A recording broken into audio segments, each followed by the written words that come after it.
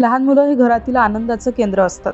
त्यांचं निरागस हसू कोणत्याही माणसाचा राग किंवा थकवा क्षणात दूर करतं.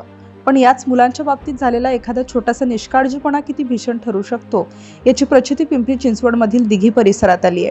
येथील एका सोसायटीच्या लिफ्टमध्ये एका चिमुकलीचा हात दरवाजाच्या सापटीत अडकल्याची थरारक घटना सीसीटीव्ही कॅमेऱ्यात कैद झाली.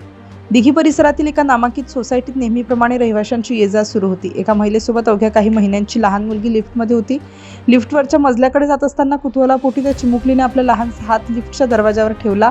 लिफ्ट थांबली, दरवाजा उघडला आणि पुन्हा बंद होऊ लागला. पण दुर्दैवाने कोणाचंही लक्ष नव्हतं की त्या मुलीचा हात अगदी दरवाजाच्या फटीत आहे. क्षणार्धात दरवाजा बंद होताच मुलीचा हात सापटीत अडकला आणि ती वेदनेने रडू लागली.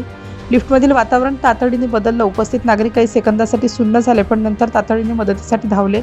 महिलेने आणि इतर रहिवाशांनी मोठ्या धडपडीनंतर दरवाजाची पकड सैल केली आणि चिमुकलीचा हात सुरक्षित बाहेर काढला. सुदैवाने या घटनेत चिमुकलीला कोणत्याही गंभीर दुखापत झाली नाही. मात्र हा व्हिडिओ सोशल मीडियावर व्हायरल झाल्यानंतर पालकांच्या सुरक्षिततेचा प्रश्न पुन्हा एकदा ऐरणीवर आलाय. मुलांना लिफ्टमध्ये कधीही एकटे सोडू नका आणि त्यांचा हात दरवाजापासून लांब ठेवा, असे आवाहन आता तज्ज्ञांकडून केले जात आहे.